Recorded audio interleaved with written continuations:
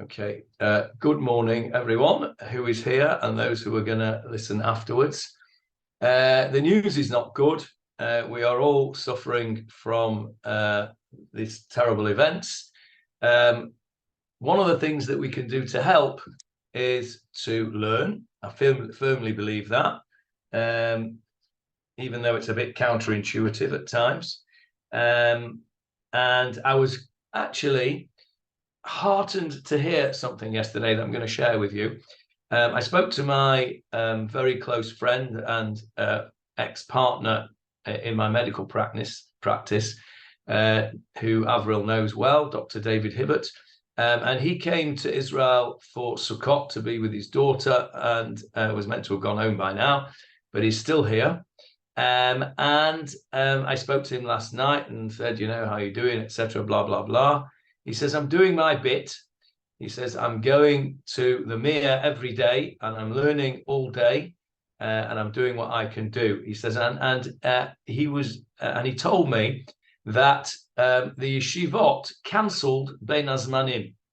Normally they don't go back to yeshiva until Rosh Chodesh Cheshvan, which would have been yesterday. They would have started yesterday. But as soon as this occurred, the Rosh Yeshivas called all the students back, and they were all there in the Beis HaMedrash in the last week of their holidays, as it were, and they were learning, which encouraged me to think that people are doing whatever they can do. We're all doing our bits, whatever we can do. None of us on this screen are going down to the front line. But we're all doing whatever we can do. Some are volunteering to do packing. Some are volunteering to drive things. Whatever we can do, we're doing. What we're going to do in the next hour has a dual purpose. It has the purpose of learning, and I believe that there are merits in learning, and we dedicate the merits of our learning to the brave soldiers and those on the front line and doing what they can do to keep us safe. If we didn't believe that it had merits, we wouldn't dedicate the merits to them. So we must believe that. But it does a second thing, and that's for us. We can now, in the next hour, lose ourselves in what is known as the Yam HaTalmud, the sea of the Talmud. We can, for an hour, forget the news, forget the horrible pictures, and we can lose ourselves in the pleasure of learning a fascinating piece of Gemarah. And for the next hour, let's do that. And at the same time as giving merits to those that need them, we can actually give ourselves some respite from the hardship that's all around us, and we can enjoy, if that's the right word, the ancient wisdom and the brilliance of various interpretations of what is ostensibly a very, very difficult statement of the Gemarah. So, with that introduction, I don't suppose any of you remember what we were talking about 4 or 5 weeks ago. I only remember because I looked at the recording last night when I started to prepare for this shiur, so I knew what we were talking about. I had no recollection whatsoever, but once I listened to it, I remembered. And I'll share the screen with you. Because we are going to start. We started very briefly to talk about this section here, this little s section here. And I told you about an article that I'd found by somebody called Rabbi Ephraim Glatt. And I hadn't, at the end of last week's shiur, we just touched on it, or last time's shiur. And at that time, I hadn't had time fully to read the article and to fully digest it, but I have now, and it is absolutely fascinating. So let's have a look at the Gemarah. This is a weird statement. Amar Rav Kahana. You can see the Gemarah on the screen?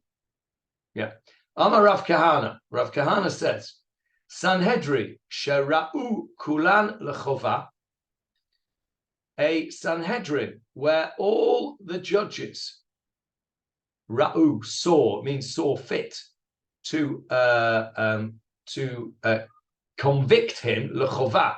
In other words, there was a unanimous decision of all the judges in the Sanhedrin How many judges in the Sanhedrin? Michael says 71. That's the Sanhedrin Hagadol. What about the Sanhedrin Hakatan? 23, correct, Michael. So we don't know at this stage which Sanhedrin we're talking about. We just says the Sanhedrin. A Sanhedrin, which is a unanimous decision to convict. 23 versus 0, or 71 versus 0. Look what happens. Potrin oto. He's acquitted. How does that work? How is that possible?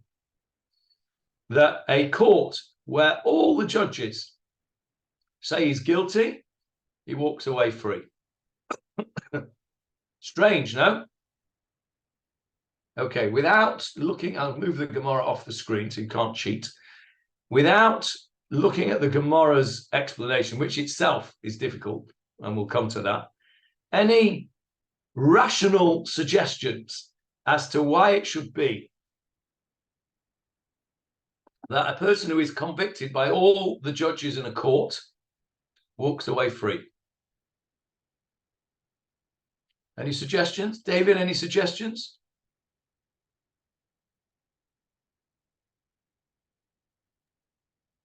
Some procedural reason. Something went wrong with the trial. Okay, well, that you're on the right lines according to some of the Mefarshim. Sort of is the answer to that. Yes, David, you got any suggestions? You're muted at the moment.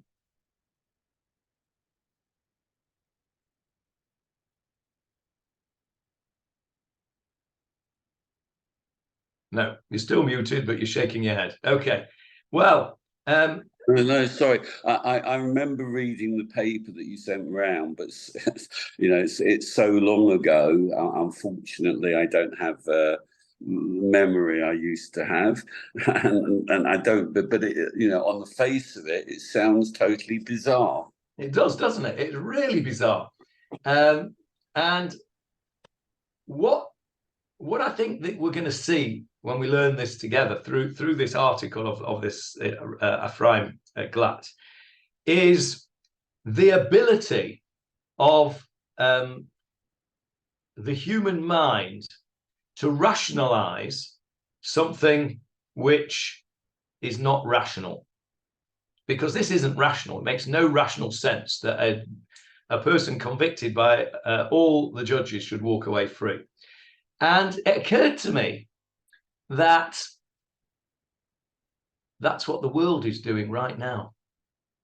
It's rationalizing something which is completely irrational, I should say. It's rationalizing that it was acceptable for Hamas to do what it did because of X, Y, and Z. It's an irrational argument which they are rationalizing, which our enemies are rationalizing. I did tell you that we were going to not get involved in all of that, but it's just occurred to me that I have to say that.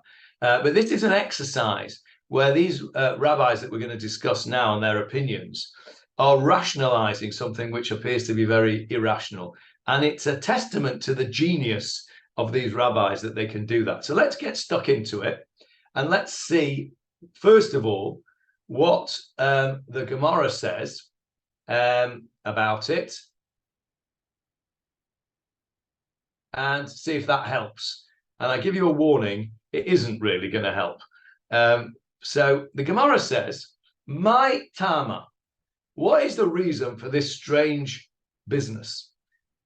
And says the Gemarah, Kevan digmiri halanat din leme'ebad le zchuta, v'hane tu la chazu le.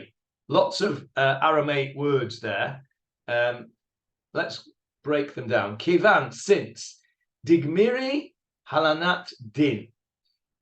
It's learned that what happens is that when you have a capital case, and bearing in mind there is an opinion that said, as Michael has pointed out on a number of occasions, that a Sanhedrin that convicted somebody of a capital offence once in 70 years was considered cruel. It didn't happen very often, according to that opinion. But a Sanhedrin, which convicts somebody of a capital case, before they make the final verdict, they have to halanat din. What does that mean? Halanat. What does lan mean? You all know this word. What is a beit malon? A hotel, correct. And what do you do in a hotel? I can't hear you, Avril. Sleep. You sleep. Reside, live. You sleep. You sleep. Temporarily. You sleep overnight in a hotel. That is what a hotel is. It's a beit malon. Literally, it means a house of staying overnight. Lan means to stay overnight. Where in the Torah do we have that? Where somebody was lan overnight? David's got his finger on the buzzer. Lots of places, but see if Avril and Michael can come up with them. Where in the Torah did we have people staying overnight using that expression? Jacob. Jacob, yes, I think that's true. Yaakov would have stayed overnight, yes. Where are we talking about there? The ladder. And the rock. Ladder. Does it use that word lan with in Parshat Vayetze, David? I can't remember. David's thinking. He'll come back to us in a minute on that. Another example. Before Yaakov.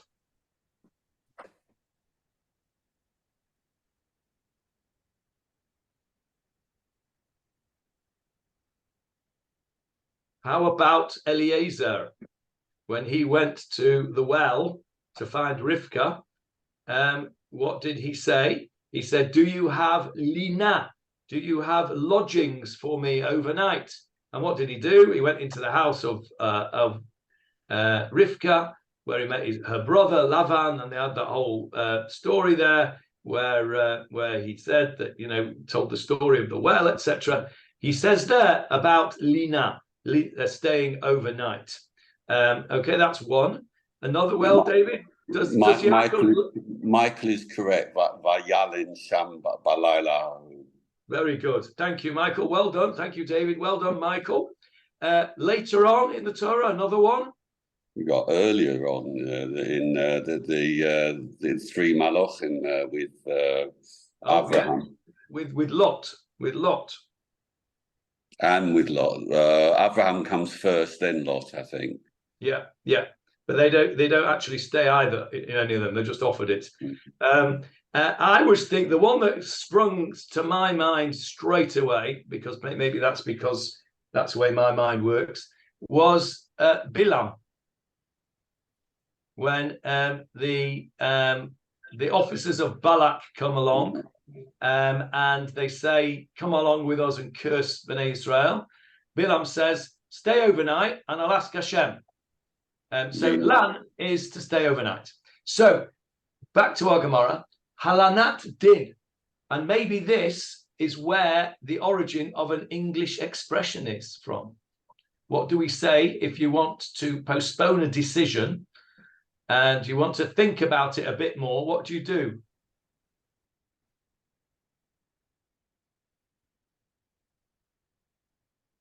You sleep on it. Yeah, you heard that English expression? Let me sleep on it and I'll come back to you. Well, that's what this is. I think that's the origin of this expression, because the judges here, when you make a capital case and you are convicting somebody of a capital offense and he's going to be put to death, the halacha is that you have to sleep on it. They don't make the final verdict until the following morning. The idea being that they will think about it and will think overnight of a reason to acquit the defendant. They'll come up with a reason that they can acquit the defendant, and that's why they have to sleep on it. Says the Gemarah here, I did warn you it's not particularly satisfactory. Says the Gemarah here, since all the judges saw fit to convict him, there's no other opinion for them to think about overnight. So if you think about it, let's say you've got a Sanhedrin of 71. Let's say you've got 69 verses 2.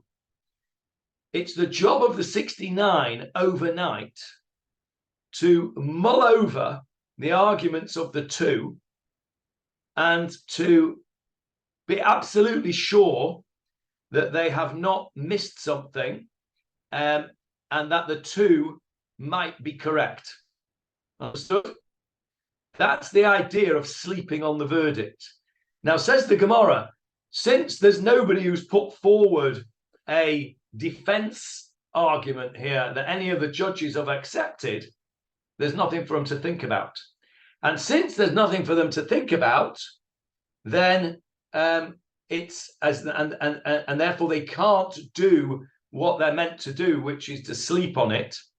And therefore, in the same, it's sort of what Avril said.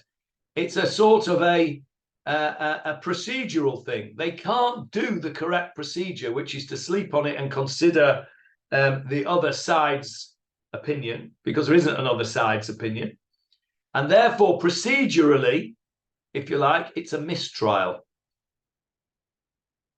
That's what the Gemarah is saying. Now, Michael's screwing his nose up, for those of you that can't see that. Michael is screwing his nose up, shaking his head vigorously, and he doesn't like it at all.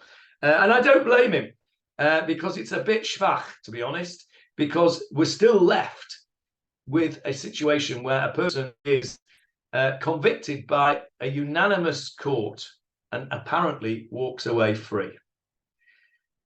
And as you can see, we have now a little s, which means that's the end of the subject. The Gemarah does not go any further.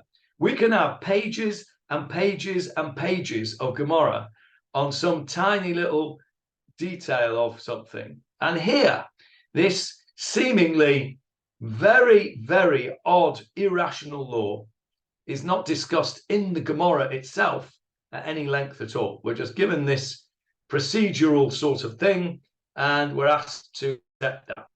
So we shall put the we'll put the Gemarah aside now, and we'll look at this article by Ephraim Glatt, and we'll have a look at some of the opinions that he brings forward for us. So I'm just going to stop the screen share, and I'm going to get his article up if I can find it. There it is. I'm not going to go... Johnny, before you go through this source, are you able to bring any sources that explains why there's no argument in the Gemarah? Because I've never come across anything like this before. The answer, I think, to your question is that where are we? 1 second. First of all, it's he's going to bring explanations. So he's going to bring the Yad Ramah. He's going to bring the Maharalmi Prague. He's actually going to quote we'll see. He's going to quote the Lubavitcher Rebbe, and there's various other. He's going to quote Rav Tzvi, and various different Achronim. Okay. Rashi tries to rationalize it out. Well, no, Rashi tries to limit it by answering a question that I implied earlier on when I asked Michael how many judges there were in the Sanhedrin, and he said 71. And I said, well, what about the small Sanhedrin? Rashi says that this only applies to the great Sanhedrin, because if it applied to the small Sanhedrin, all that would happen, it would be passed up to the great Sanhedrin. It would, in other words, it would be appealed. If you had, it would be a mistrial on us, because remember, how many judges do we generally need for a capital case? 23. 23. So this initially, this case that's got to the Great Sanhedrin must have initially been on a Sanhedrin of 23, because the only capital cases that are dealt with lechatchila in the first instance by the Great Sanhedrin are what? We've learnt this. King. Good. Well, no, not the king. The king can't be tried. All right. But you're on the right lines. And Adam Gadol, meaning the Kohen Gadol, remember? And princes, not presidents, things, not king. The king is the one person who's above the law.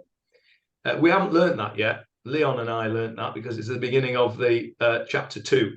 But we have quoted it. But you're quite right. It's an Adam Gadol. So your regular capital case is tried, as David has said, by 23 judges.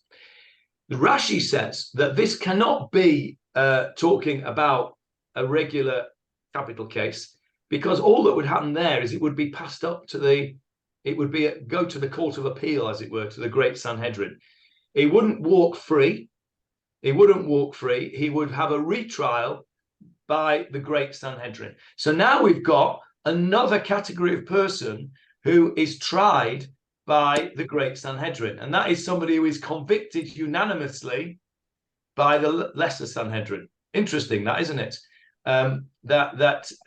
What we normally have in what we would think as being intuitive is when a case is a bit, it's a bit iffy, it's a bit 3 versus 2, or it's a bit you could argue it either way. Then you go to the Court of Appeal. In modern law, if you had a unanimous verdict, be very unlikely to appeal that because it's a unanimous verdict. It's very unlikely that they're all wrong. But you've got a bit of a hung verdict, as it were. 23 is 12 versus 11 or something. You might say, okay, this is too close for comfort. Let's appeal it to the higher court. But actually, this is counterintuitive. You get to the higher court, according to Rashi, if you have a unanimous verdict against you, which is quite interesting. So that's the only one of the Rishonim that I was able to find on this, David, was Rashi's view. I suppose that the Ramah is a Rishon. He lived in medieval Spain, so I suppose he's a Rishon. We're going to talk about him. But let's go into it anyway. Let's get this article up. I'll show it you on the screen and we can go through it together. Tell me when it's there, please. Okay, so I'm not going to go through all the introduction. This is a very long article. You can read the whole thing yourself if you want. I'm going to go to the bits that are relevant to us. So he starts off by quoting here our Gemarah, Rav Kahana said, and he says here, he explains this, academics have noted this irrational outcome, declaring that this paradox is quite compelling. That's a bit of an understatement, really, but it is compelling. And so let's have a look at what some of the explanations. Now, for me, I don't like the way he arrives at this. This is the Ramah, not the Ramah, which is Rav Moshe Isserlis, but the Ramah with a hey, was Rabbi Meir Halevi Abu Lafia, who lived in Spain, in medieval Spain. There is his Wikipedia page for you, if you want to have a look at him. Very interesting history, actually. So you can have a look at that at your leisure.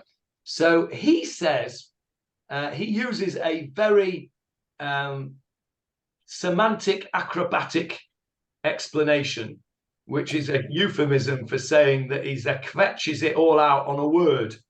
And if you look at the Gemarah says, I'm not going to put it back on because I'm going to flick back and forth. I'll read it to you. It says that a Sanhedrin that they all convict, potrin oto, potrin, pei vav tet resh vav yud nun, potrin, from the word pator. What does pator mean normally? David, what does patur mean? Exempt. Exempt. He's exempt. It means he's acquitted. That's a normal explanation. The Ramah gives a incredibly clever explanation. And he says that, and he brings various different proofs that the word potrin can also mean sent away. Shalach, sent away. And in fact, and so he says that it means he's sent away for punishment. In other words, he's put to death straight away without the sleeping on it. And it fits with the Gemarah, because the Gemarah comes along and says, you know why this is the case? Because they don't need to sleep on it, because they've made a unanimous decision. So whereas originally we said they can't sleep on it and therefore procedurally it's wrong, what the Ramah is saying is that they don't need to sleep on it, and therefore he is potrin, he is sent away for punishment, i.e. to be put to death, immediately, without the overnight stay of execution. Now, so he is very cleverly using this word potrin to mean that he is actually sent away and punished. What word do you know which would support his view? And you all know it.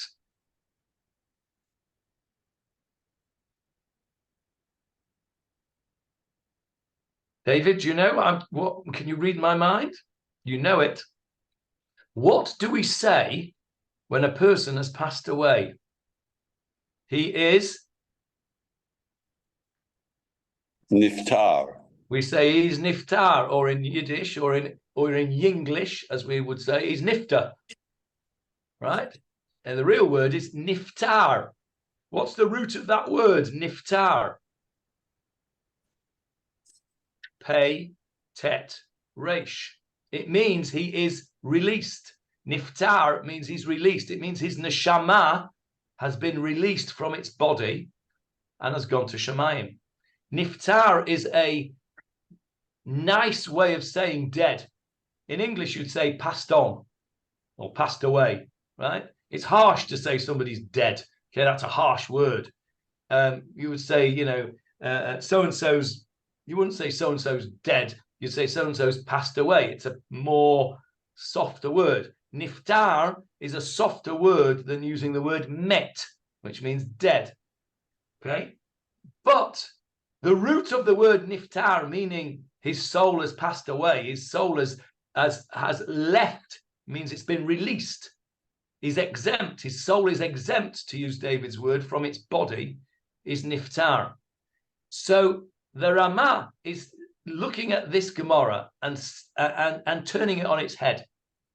Everybody else that we're going to look at is trying to rationalize the Gemarah, takes the Gemarah at face value and tries to bring some kind of rational explanation. And I'll be honest with you, none of them really, although they're clever and fascinating, none of them really do it for me. This one, the Ramah, turns it on its head and he says, wait a minute, this cannot mean what it seems to mean. It cannot possibly mean that he goes free. Can't be. That's not rational. I have to turn this on its head and I have to find a way to explain this Gemarah, not to make the irrational rational, but to explain the Gemarah in a way that it's not irrational in the first place. You understand what I'm saying? So his mind is so brilliant that he's turned it on its head. He's not been afraid to say everybody else is understanding this Gemarah incorrectly. It can't possibly mean what you think it means because it makes no sense. So I have to find a way of making sense of it. And so he comes up with this really clever idea, which I have to say, although on face value, it doesn't seem to mean that, this Gemarah, because potrinoto usually would mean he's exempt. I like this explanation because it's an opportunity to give a rational explanation to something which is seemingly irrational. And I personally, this is my own personal viewpoint, I prefer this explanation to all the others that we're going to go through in the next half hour, which take the Gemara at face value and try and put some kind of rational spin on it. This, for me, is genius, because not because he's found that poter means that, because, you know, if you have thought about it long enough, you could have worked out poter is same word as niftar, etc. But the fact that he started to think about that in the first place shows that he's looking at things in a different way, in an out-of-the-box way. He probably had ADHD, because those are the kind of people that think that way. They think out of the box. He's an out-of-the-box thinker here, and I think it's a great explanation. Whether it's true or not, who knows? But I present it to you for your consideration. I don't present it to you at all. Rabbi Glatt presents it to you. Yes, David? Yeah, can I just add something to that, which I've got in front of me here, explaining this explanation, which is quoted in the name of Rabbeinu Meir, who is obviously also a Rishon. According to this explanation, the Gemara's reasoning is that since the judges don't need to deliberate on the matter because it's a clear case of guilt, they should administer the punishment right away and not wait until the next day. Moreover, it is prohibited to wait until the next day because delaying the punishment causes excessive distress and anguish to the defendant, which is the term of inui hadin. Great. So that's a I mean, that all makes rational sense, doesn't it? If we put aside for a moment that the linguistic explanation of potrin, meaning that we kill him straight away, is a bit of a kvetch. It's not, you know, it's not obvious. If we put that to a side, this is a great explanation, because what it does sorry, carry on, Johnny. What it does is it rationalizes a piece of Gemara, and the Gemara, if anything, is rational. The Gemara is a sefer. It's a collection of the greatest minds giving the rational views, explanations of stuff in the Torah. And it's very unusual for the Gemara to be so irrational. And that's why this, for me, is a good explanation. Yes, David, you wanted to add? Yeah, and it also explains the fact why there's no discussion on this halacha in the Gemara. Yes, I suppose you could say it's a fait accompli. But it's interesting that we're left to work that out for ourselves, or for the Ramah, or for Rabbeinu Meir to work it out for us. Maybe the authors of the Gemara thought that we ought to be able to work that out for ourselves, and it was obvious. But yeah, that does explain it. So that's the first approach that is presented to us. And interesting, he titles this at the top there, Radical Reaction to This Puzzling Law. It's radical because it goes against all the other explanations he's going to bring. But it's certainly a brilliant explanation.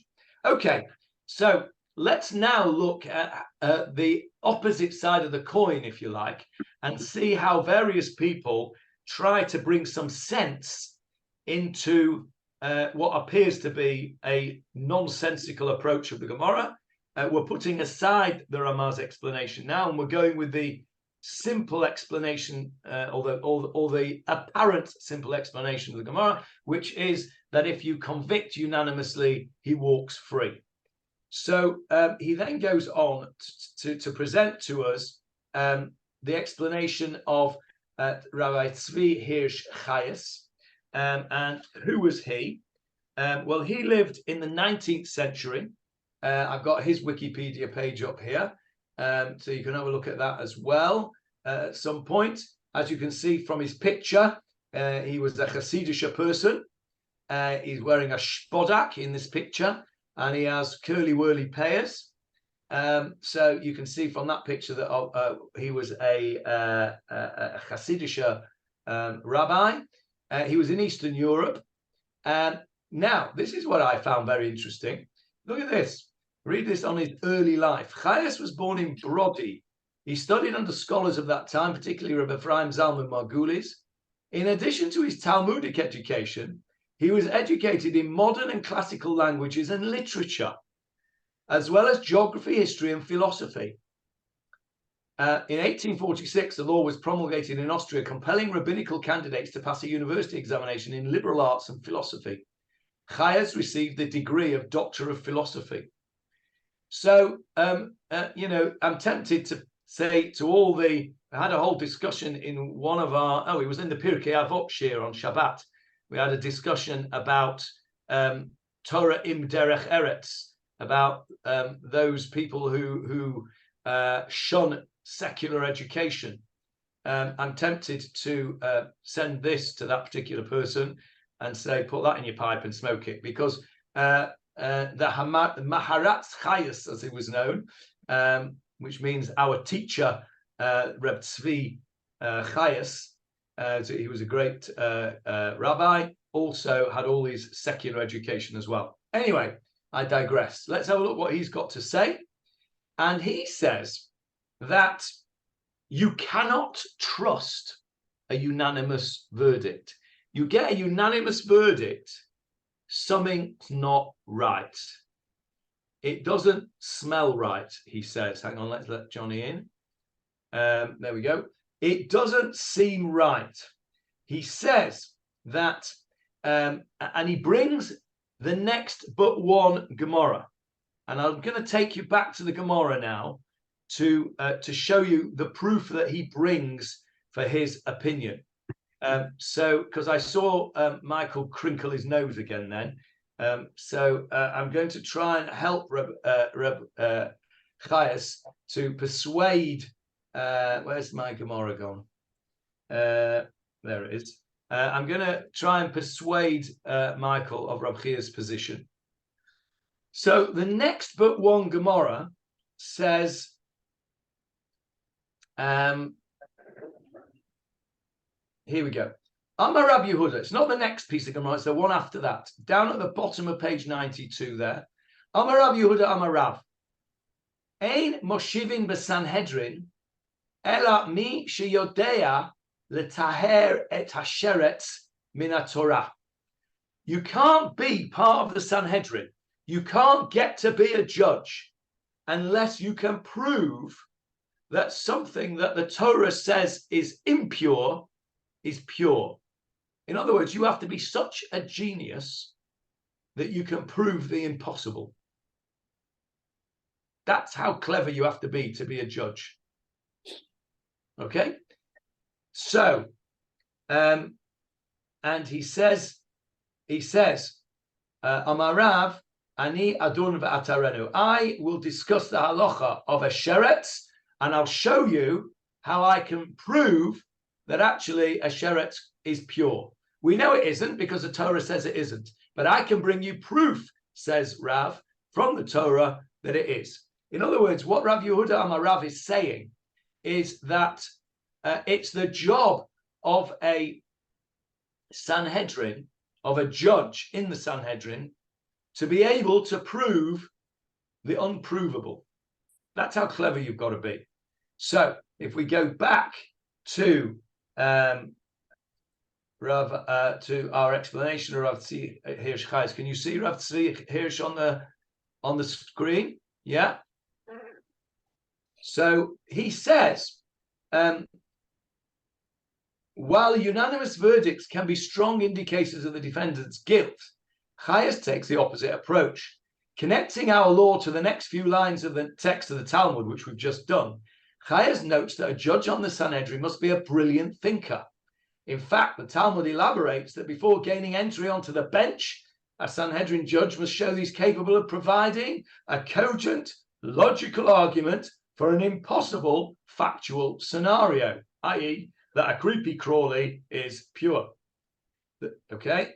Chayes proves from here that the responsibility of the Sanhedrin is to make the impossible argument.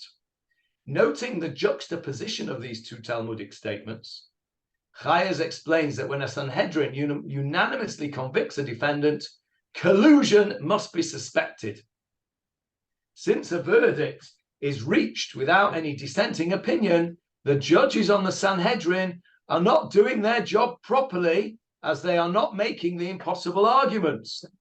As such, the Sanhedrin's unanimity is suspect and the verdict is dismissed. So, again, it's a sort of double counterintuitive, isn't it? The first part of the Gemara is counterintuitive because if it's unanimous, he gets acquitted. And now along comes the Maharatz Chayes and says, it can't be that you can ever have a Sanhedrin that's unanimous, because it's their job not to be unanimous. Somebody has to come up with some argument why this guy might be innocent.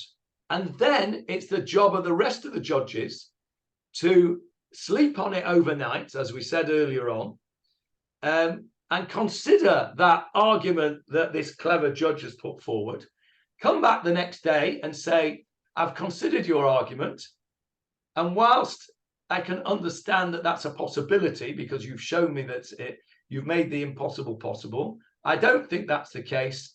I believe, therefore, that he is guilty, and therefore he's then convicted. But without somebody making that impossible argument, says Rav Chayes, you have to suspect that there's collusion here.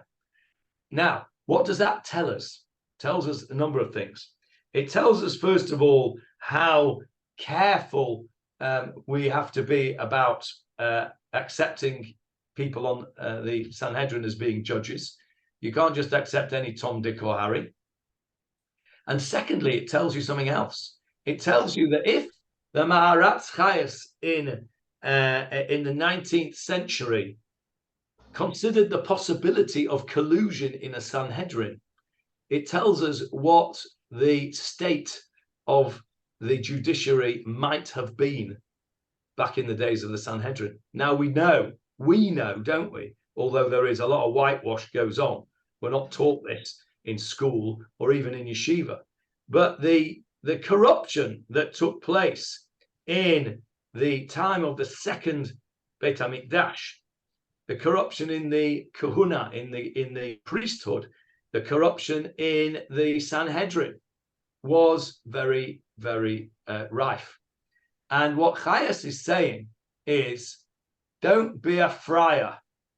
Don't dismiss the possibility that there is collusion amongst the judges. Don't say that the Sanhedrin are all got to be such holy people and they always went 100% as it should do. He's saying that there's something doesn't smell right here. And so therefore, that's why the Gemara is saying that a unanimous verdict is dismissed, and you've got to look at your Sanhedrin. And maybe, I mean, I don't know exactly how it worked after that because we're not told. Did they not have barristers for the defence arguing the case before the judges? That's not how it worked. The judges, it was more of, it wasn't an adversarial system like we have in the UK.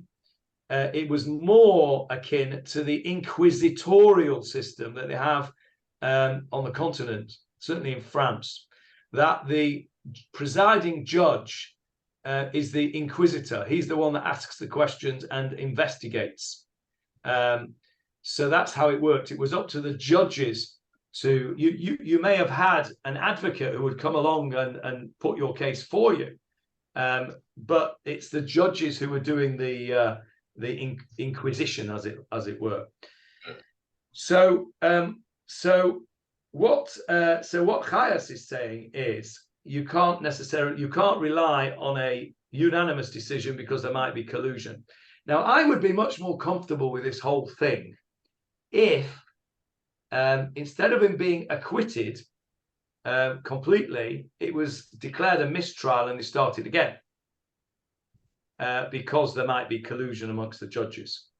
It doesn't say that in the Gemarah, and I haven't read anywhere that there is another trial. It seems, aside from the Ramaz explanation, it seems that potrinoto means that he is acquitted, which is well, according to Rashi, this is already the second trial. Yeah. Oh, you're right. You're right, David. Yes, we said that before, didn't we? According to Rashi, this must mean the 71 judges, because otherwise it goes up to the 71. So, David's right. That makes sense. So he's now, in effect, had two, which makes the question actually even harsher, doesn't it? Because he's been convicted unanimously by a 23-man panel. He then goes to the higher court. He's convicted unanimously by 71, and then he walks free. So, yeah, Michael's shaking his head again. He's doing a lot of that today. It's difficult, isn't it? It's difficult. So anyway, that's Rav Chayas's attempt at rationalization. Yes, Michael, you've unmuted. Why would 71 judges be corrupt and convict somebody? That doesn't hang right. That doesn't hang right either. That's true. Yeah. But that's what I was saying before. Sadly, we know from history, and Chayas knows from history, that there were corrupt Sanhedrins, there were corrupt Kohen Gadol's, there were corrupt kings. Who was it that said it? Power corrupts, and absolute power corrupts absolutely. I can understand that a few of the judges of the Sanhedrin were corrupt, but I just can't get my head around the fact that all of a particular Sanhedrin, 71 judges, were all corrupt. I agree. It's a difficult. I agree. It's a difficult concept. But let me just bring us back to the present. Can you imagine a situation whereby there was nobody to stop these terrorists getting through the fence? Right? Everybody has told us, including my own son, who was there several years before as a sniper on the border, that if a pigeon farted on that fence, they knew about it. And suddenly, thousands and thousands of people can get through the fence without anybody knowing, and can roam around free for 5 or 6 hours. If I was to say that to you in 20 years' time, you would say, I can't imagine the scenario, how that can be. But it happened. We know it happened because it's happened. So whilst I agree with you, it's difficult to comprehend a totally corrupt Sanhedrin. Chayas is of the view that it could happen. And that's what he bases his explanation on. As I said to you right at the beginning, I much prefer the Ramaz linguistic acrobatics, because he's not rationalizing the irrational. But that's the Maharatz Chayas explanation of this irrationality. Let's move on and have a look at the Maharal MiPrague. The Maharal MiPrague, Rabbi Yehuda Lowy, lived in I haven't got his Wikipedia page up because I know a bit about him. He lived in Prague in the 16th century. He's most famous for the Goylem. That's right, the Goylem MiPrague. He's most famous for that. Let's have a look at his explanation. Now, he is got a similar explanation to Rav Chayas, but goes even further. Let's have a look what we're told here. The Maharal goes even further than Chayas, providing a deeper rationale for the acquittal. The function of the Sanhedrin, he says, is to search for evidence of innocence rather than guilt. Now, this is a completely different approach to what the Sanhedrin's job is. In other words, they should not be so concerned about punishing those who committed a wrong. The court should stick to its business of finding merit in the defendant's cause. So we've had this sort of idea before, and that is, and that's why we said before, didn't we, that it said that a Sanhedrin that convicted once in 70 years was cruel. The job of the Sanhedrin was to go all out to acquit, not to bring a guilty verdict on a capital case. That was, according to the Maharal, that was the primary function of the Sanhedrin, was to acquit as much as possible. And so he says, while in some cases evidence pointed to the defendant's guilt is so strong that the defendant must be found guilty, such a verdict is simply incidental, or so as not to pervert justice. Thus, a Sanhedrin that unanimously finds a defendant guilty, same idea as Chayas, has not properly entertained the possibility of his innocence, and is simply not acting as a court, and cannot be relied on. So he goes even further than Chayas. Chayas says they haven't done a proper job. The Maharal says fundamentally it's not a court, because they're not doing the job of a court. The job of a Jewish Sanhedrin is not to convict, it's to acquit. And they haven't done a job properly. So therefore, a bit like Avril said at the beginning, which is why I said sort of, it's not a proper court according to the Maharal. So therefore, procedurally, it's incorrect. It's not right. So it says over here, the idea of upholding the character of the court system explains a concern remaining even after Chayas and Loa's explanations. Collusion may be a real concern in a unanimous verdict. Still, the chance that exoneration may cause a guilty party to walk away unpunished is equally disturbing, or I would put in brackets, perhaps even more so. However, the Maharal subtly addresses this concern and says that preserving the court's role as a righteous court that seeks to free the innocent is more important than the incidental fact of the defendant's guilt. That we sometimes free guilty people is not significant. What is critical is preserving the character of the court. Now, the Maharal is going all out there. The Maharal is saying, in effect, that preserving the idea that a court should be looking to acquit, and the idea that a court that convicts once in 70 years is cruel, is more important than the fact that sometimes a guilty person will go free.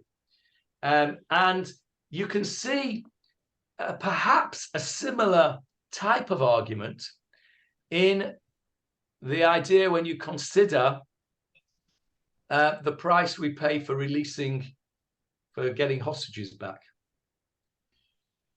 Because what are we doing when we trade terrorists for hostages? We're allowing guilty people to go free. And in effect, what we're saying when we do that is that the return of the hostages is fundamentally more important than the punishment of the guilty. Now, it's a very, very difficult argument. And there are strong arguments on both sides. And nobody is without an opinion on this. And nobody is without a biased opinion on this. Go and ask the parents of all those hostages there now, and they'll tell you, let them all out. I don't care. Let the whole lot of them out. Just bring me back my child. And who can blame them? On the other hand, there are people who say, no, you cannot let guilty people go free. And this is what the Maharal is saying. I suspect that based on the Maharal's opinion here, if we were asked the Maharal's opinion on Pidyon Shvuyim, they would probably say that getting people back, hostages back, warrants the freeing of guilty people.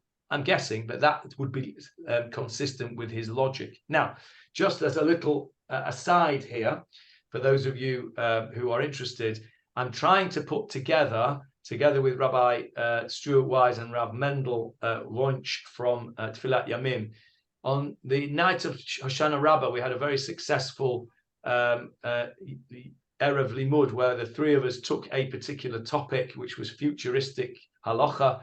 We each spoke about it for 20 minutes, half an hour, and it was very successful. I think, Avril, you were there, and I think people gained from it. We're going to do the same format, hopefully, a week on Sunday, and we're going to take as our subject the halachas of war.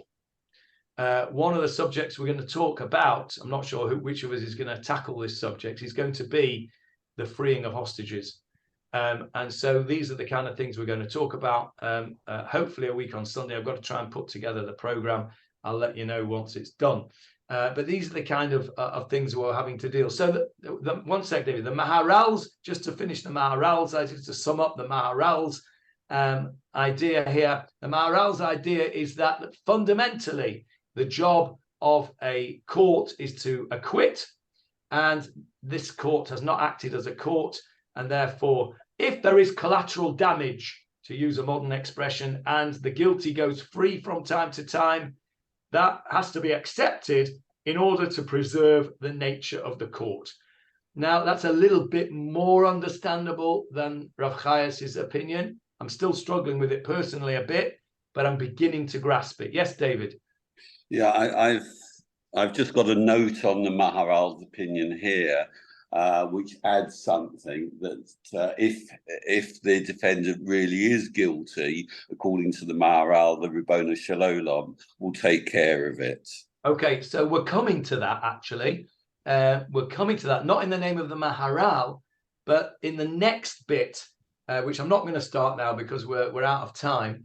But what we're going to do next time, please God, is to look at a different angle of this, which will bring in this idea of, don't worry, he'll get his comeuppance either way. And it's what we're going to look at next week is various different opinions, starting with the concept of what is the purpose of punishment. Okay. You wouldn't need a court if you're relying on Hashem. You wouldn't need a court. That's true. That's true. But then there'd be anarchy. So you have to have some kind of balance here. But you're right. You're right. Yeah. There is definitely an argument for that. There's a flaw there in this argument a little bit. We'll discuss it next time. Can I just add one other small point, Johnny? The fact that the subject that was raised by an Amora. Okay, a fairly early Amora, but there was no. I don't think there would have been a Sanhedrin at the time of Rav Kahana. So okay. maybe he's just raising an academic issue. All right, but okay, maybe he is. But in that case, your question or our question of why the Gemarah doesn't run with it, is even stronger. Because if it's an academic argument, let's hear the academic argument. We've had to find the academic argument from Rishonim and Achronim. Yeah. So, whilst I take the point, it doesn't sit. It doesn't really fit, because if it was just an academic point, we'd debate that academic point amongst the Amoraim, and it gives us a cursory answer. Which doesn't really satisfy, and we have to rely on Rishonim and Achronim to go into it. So what we'll do next time is we'll look to start with as the reason for punishment, and it's a modern question. It's a modern question. What is the reason for punishment? Is punishment there to be a deterrent? So, like what we're doing now to Gaza, is that a deterrent? Is that so that nobody does it to us again? Partially. Is it retribution because you did X and therefore you deserve Y? Partially. And what else is there? You can see on the screen here, somebody else, and we'll go through this, is suggesting that punishment is a spiritual cleansing. We're going to look at this in detail next time. I think you'll agree that it's been a fascinating hour of looking at what appears to be the most irrational statement. We've demonstrated the brilliance of the Ramah in looking at things out of the box and giving us a rational explanation to something that appears completely irrational. And we've seen two explanations, one a Rishon, both Achronim really, an early Achron and a later Achron, of trying to rationalize the irrational, and has given us some insight into the potential corruption that was going on in the Sanhedrin. A really fascinating hour learning Gemarah, a few lines of Gemarah with some explanations there, and we're nowhere near finished. We're going to look next time. I don't know if it'll be next week. Who knows what next week? I keep saying next time because I don't know where we'll all be next week. But hopefully next week we'll look at the next angle, which is what is the reason for punishment? What's the purpose of it? And how does that impact on our Gemarah? So any questions? I'm sorry, Johnny, that you didn't get the beginning, but I'm sure you'll go back. You'll go back and listen to the first half. I will. I was going to say, if corruption was so rife, were any judges ever brought to trial for corruption? I don't know. I imagine so. I imagine so because that's what happens, isn't it? The rule of law must be that nobody, apart from the monarch, is above the law. We've had that already. I don't know if you were already on. We talked about who could be tried, and the only person that can't be tried is the king. So yeah, I mean, if you have evidence of corruption, then that person must be brought to justice. Any questions? Comments? Instead of letting him off, they could give him a suspended sentence. For a murderer? Pardon? For a murderer? Well, then the Almighty will take care of him. Well, that ends up being the bottom line of several opinions, which we'll look at hopefully next time. Because that's all we can do. I mean, you know, at the end of the day, when you're faced with complete irrationality, your trump card can only ever be, we'll leave it to God. That you know, if you're working on a human basis of rationality and it doesn't work, and I know we said that we weren't going to get involved in this, but we can't help it. If you look at what happened on Simchas Torah, what happened there, it's so completely irrational. It's so completely horrific that all we can say is we don't know what HaKadosh Baruch Hu is playing at. All we can say is that we don't understand. And at the end of the day, if you're a believer, ultimately it comes down to saying, I have to accept that I don't understand. And maybe as Pinchas Kernitz, Zichrono V'Rocha, said, you know, when you get up to Shamayim, you can take God to a din Torah and find out. But until then, if we're believers, we have to accept it. And we have to accept that we don't understand. We have to make every attempt as we can to understand. But the bottom line is, for me anyway, it's not understandable. Okay, we shall leave it there. Can we try and draw a parallel between 1945, when we didn't have a state, and we were hoping that the Nazis would be brought to justice by the Allies, to the situation now where we do have a state, and there are some people who might be saying, as they said in 45, God will take vengeance. And because we've got the state now, we're saying Tzahal, backed by Hashem, will enact vengeance. Well, we very, say, very difficult. It is. And we say, don't we, in one of the Avinu Malkenus that we've been saying every day, Nakom nikmat dam avatecha hashafuch. God, Avinu Malkenu, our Father, our King, avenge the vengeance of the spilled blood of your servant. In 1945, David said, we had to rely on others to do it for us.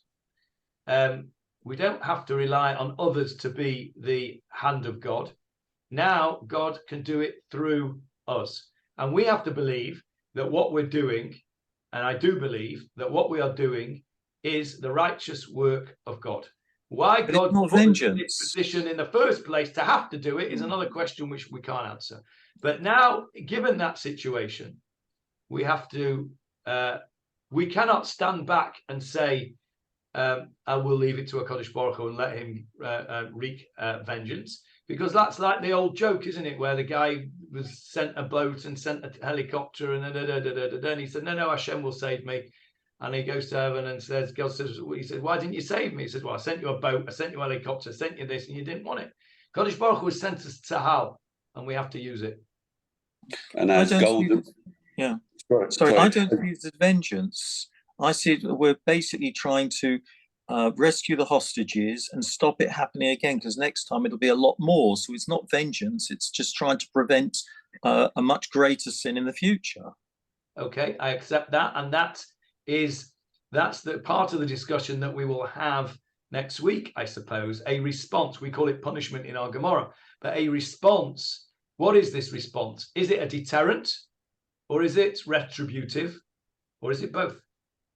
And the response may be different from people that have suffered from personal tragedy in this war and previous wars, and those of us who have fortunately not had any personal tragedies befallen on us yet, thank God. Yeah, absolutely. Everybody is in a different position. Yeah. Like we said before, if God forbid, one of our close ones was a hostage, we might have a different view totally different to somebody and you take Rabbi Weiss as a prime example here. Yeah, it's very interesting, actually. It's very interesting because Rabbi Weiss, I know that he will not mind me saying this because he's told it to me personally.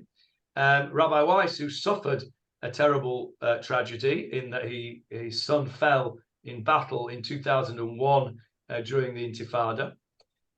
He is a very, very vocal antagonist towards negotiating hostages for victims, for terrorists. He was very, very anti the Gilad Shalit deal, and he's still to this day. He was a big advocate at that time. He spoke to the Knesset about it, and he still speaks very passionately about it. Now, that is one side of the argument, which is very, very potent, and one certainly has to listen to what he's got to say. His son was not a hostage, but his son died al Kiddush Hashem to protect us, and his voice must be heard. The parents of Gilad Shalit, on the other hand, also need to be heard. And who the hell are we to choose between one and another? Shlomo HaMelech could not choose between two mothers, and there's the wisdom of Solomon, the judgment of Solomon. I certainly have views, but I certainly wouldn't express those views because who the hell am I to say what's what? They've both got valid feelings, and I have to leave these things to people who know better than me. These are decisions that have to be made by great people with great minds, and there is no right answer, and probably there's no wrong answer either. And this is life. This is life. Life is not black and white. Certain things are black and white, and that is that Hamas are heinous murderers. That's black, but is Tzahal white? I don't know. I hope they're as white as they possibly can be. Did they bomb this hospital? How do I know? They say it was Gaza, their own rockets. Gaza says it was Israel. I want to believe that it wasn't Israel that did it. And if it was, I want to believe that it wasn't done deliberately. But I don't know any more than you do. Fake news is all over the place. Today, it's impossible to know. You can bring a video that shows whatever you want. This deep fake business can bring a video. You can put my head on somebody else's words, and you will swear blind that I've said that and I haven't said it. So, what do I know? What do any of us know? We have to have faith in our leaders. It's hard to have faith in our leaders sometimes because they don't engender faith. But what else can we do? At the end of the day, what else can we do? I wouldn't like to be in the government right now. And if I was, I wouldn't be much use either, because what do I know? We have to do what we can do from an individual basis. And at the end of the day, we have to rely on our leaders. And if they're wrong, they're wrong. And if they're right, they're right. We can't do anything about it except do our bit physically do our bit that we all are doing. Whatever we're good at, we can do our bit spiritually, do our bit for Klal Yisrael in the way that we can do it. And at the end of the day, we have to have faith in our leaders, because if we don't, we're doomed. Because we're spiritually doomed as well. You've got to have faith, because I don't know any more than anybody else. I know what I want to believe, but I don't know. I've got to go with it, haven't I? And we all have to. If you're asking me who is more moral, the Israeli army or Hamas, that's a black and white question. But do accidents happen? Did somebody do the wrong thing? Well, they did the wrong thing on Simchat Torah by leaving it all open, didn't they? So who knows? Maybe they did do the wrong thing and by accident bomb this hospital. I don't know. I want to believe that they didn't. But yeah, but you could look at it the other way around. It could have been done on purpose by Islamic Jihad to actually deal with, they don't want Biden coming to Israel, and maybe it was done on purpose by them, and they were willing to sacrifice 500 people. That may well be the case as well, and I absolutely would like to believe that is a possibility. Again, none of us know the truth, because a picture tells a 1,000 worlds. Well, a picture, what do they say? A picture doesn't lie, or something like that. It does lie. Pictures do lie today. We don't know. All we can do is stay faithful, stay strong, and do our bit, because we don't know. And the same way, this Gemarah has been really interesting, because this Gemarah has shown us that even a unanimous verdict of 71 judges, which looks like it's at a slam dunk verdict, the Gemarah says, hang on a minute, not right here. Something not right here. You need to look at this again. I'm just saying. Okay, everyone, stay safe, and let's carry on doing what we're doing, praying and doing our bit. Shavua tov. Bye. Thank you very much. Bye. Yes, for all of us.